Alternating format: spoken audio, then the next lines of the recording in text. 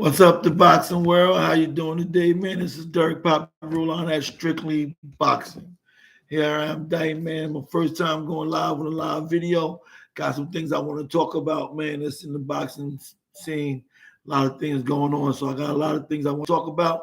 Um, if you're first time hearing me, man, I welcome you to subscribe to my channel, man. If you're listening to it, once you come on, I will appreciate it. If you hit the like button, man, I'm trying to get my likes up, trying to get my subscribes up, man. I want to share this information I got. The first thing I wanted to talk about, man, is that Terrence Crawford and Errol Spence thing, man. I understand that it's real close to being canceled, that we won't see that fight. And I've been going back and forth with doing videos about that. I've been hearing they're going to fight, they're not going to fight. And it's been going like back and forth. So one of the things, man, where I got to that point, man, when you really start thinking about it, man, I don't think, this is my opinion, I don't think that Terrence Crawford should hang around and wait for Errol Spence. I agree with him saying, man, look, man, I ain't doing this, man. You take care of yourself, man. I wish you the best, man. That's it. And I think that's the way it should go, man. Came out Errol Spence, he had a rib injury. He had the cataract injury. Then he waits a long time, then he has surgery, man. And then it comes out where he says something about, man, his lifestyle was messed up. How long should Terrence Crawford wait? I mean, they fought July 29th. Like, how long should he wait before he's obligated to have to stick to this contract that we're going to do a rematch clause? Like, how long should he wait, man? At what point? What does he have to prove, man? Like, so I don't think that Terrence Crawford should be held accountable for that. There's a lot of things going on with Spence, and I think that Terrence Crawford should move on and find somebody else to do that. If you guys got something to talk about that, man, I appreciate you coming on, man, and telling what you think about that, man. I thought that, it would have been nice to see a part two and maybe even a trio, but I think Crawford beat him bad enough the first time. Has nothing really to sit around and wait for him. Why should he sit around and wait? When he got other guys he can fight. A lot of people think he should fight Ennis. And I don't know, man. I mean, I like Ennis, don't get me wrong. I do like Ennis Boots. I like him. I think he's a great fighter. I think at one point he's going to be a champ. I just don't think they should have gave him the IBF title so soon. I don't think he should just be the champion without fighting for it. And I think that what should have happened was he should have gave him some time to see if Crawford want to fight him. Maybe Crawford said, okay, I'll fight him. I don't think, it should be like a mandatory that Boots got to be, for Crawford to fight him. I don't know, man. Let me know what y'all think, man, on that right there. I would like to talk about a few other things I got to talk about, but that was my main thing. Wanted to see if who thinks that Errol Spence should be, that Crawford should hang around and wait for him to give him the fight, to give him the option, man. For what? What has he done to deserve that? He didn't fight a close enough fight. Why would you go in the ring? And to me, I started thinking, I said, you know what? Like, why would you go in the ring in the condition you went in the ring if it was that bad, man? Your ribs broke, and you can't see. Like, what is the reason for you doing? That's like misleading the people, man. I really changed my views on it because I think you're misleading the people. I think what you're doing is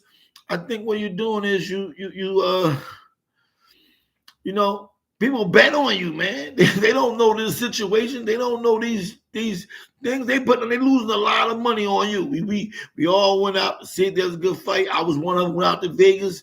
Went to got a room, got everything to go to the fight, and it wasn't a good fight.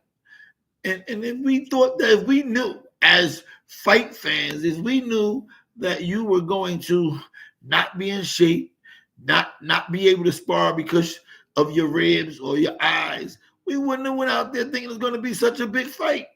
So to me, I'm starting to think of it as like kind of fooling the people a little bit, man. The people think that it's going to be such a good fight and you're ready and you're not, and you're really just cashing on the bag. That's some way of misleading the boxing fans, man. You could have came clean. I ain't at my best. I'm this and I'm that, and don't fight. And that's just what it would have been. So I don't think that Terrence Crawford need to wait around for Errol Spence, man. That's one of my things, man. I got a few other fights I want to talk about, a few other things. I agree with Garcia when he took Floyd Mayweather advice. What I need Devin Haney for. Devin Haney running around talking about like he didn't the A dude, like he the main dude. I said, man, I don't really need you, man. So I don't know. I think it's an easier fight. Floyd gave Garcia some good advice. He said the easier fight for the same money. He probably gonna get the same money to fight Rolly. I think Rolly's an easier fighter. It's some logic to it. Like I got an easier fight to me that I'll make the same money. Why did I go fight Haney for what? Fight him later if you want to fight later. Nothing to prove. This thing ain't about all this stuff, man. And Bill Haney, man, he's just crazy, man. Running around, talking junk. And I agree with, I forgot what podcast it was, man. There's one that I saw earlier, and they talked about B-Hop, man. Bill Haney started popping a lot of junk. B-Hop, man, come on in. B-Hop, let's go to the bathroom, man. Let's go to the bathroom. And the podcast that I heard, the guy was saying, I forget the name of the podcast, but he said that that's what people do when they when a lot of people around in the public, man, they get loud. They want to talk a lot of junk because they know somebody gonna break it up, man. Gotta remind me one time I was working in the high school, man, and then I was security in the high school, man. And when them young kids get ready to start fighting, once they see security, now they really want to fight.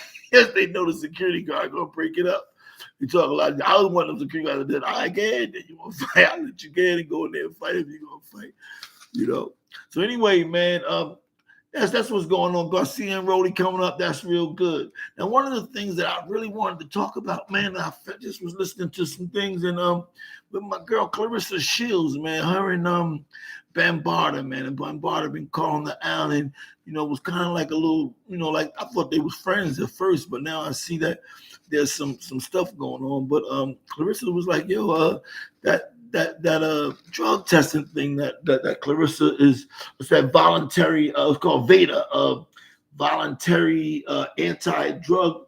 So it's like, you volunteer to make sure that people are not getting high, man, using drugs and stuff, man. So there's a lot of PEDs, a lot of stuff going on with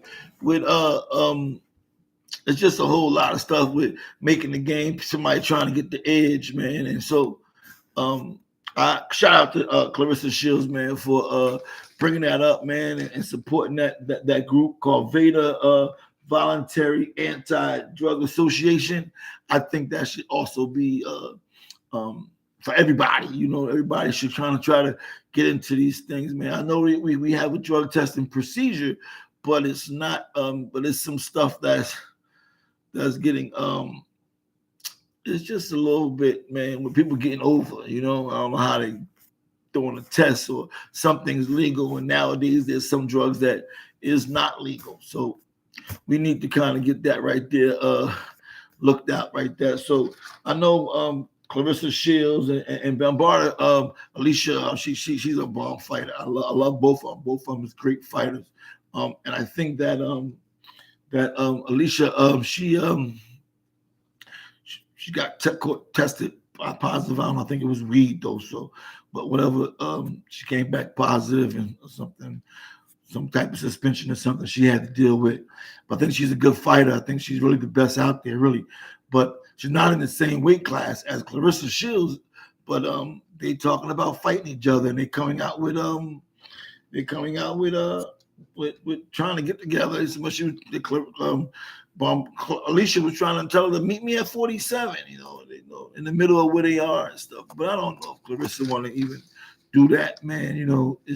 She seemed like a young lady with some class, and she seemed like, we could fight and make money, and she seemed like a good sister. So I don't know what's going to happen with that, man. There is that fight though, the last night fight that we talked about earlier with my man. I get it mixed up with Benavidez, but better Benavidez, man, and they're talking about and Oh man. Al Heyman, Bob Arum did get on TV last night and did say that he want to make a fight right after Ramadan with Benavidez and People. People is good, and that will be a great fight. And they want to make that fight. Biev is a Muslim, and so they want to make it right after the Ramadan because during Ramadan he's fasting. So whatever times you need to heal and after this fight, and then complete Ramadan and then start training for the fight, which I think is a good enough time to get him ready for a big fight coming up this summer for us. I think that's going to be an outstanding fight. I think it's bigger than a lot of people think. I think that fight right there will be one of the biggest in a while. Right, that's a big fight, man. The only fight I think that we could probably see that will kind of be on that level this year will be David Benavidez against Canelo. But I don't know if Canelo going to fight him. We don't know. What do you guys think, man? Do you think Canelo going to fight? Do you think that I don't know. You think David Benavidez going to be able to get Canelo to take a chance? We've been talking about it for a while and we haven't even heard anything. So I just wanted to kind of get on, man. First time going live, man. Trying to get step up the game on the podcast, and I appreciate you guys. If you're on, if you tune in, I appreciate it. If you could hit that like button, man. I need to get my likes up, man. If you haven't already subscribe. I need to really hear your comments and hear what you got to say about the boxing game right now, man. We got a lot of big fights we want to talk about, man, that I didn't bring up anything about the Tank Davis, about the Haney. They don't really know which direction they're going in yet. I don't know who Haney going to fight next. I thought he had a mandatory against, who was it? Was it Richardson?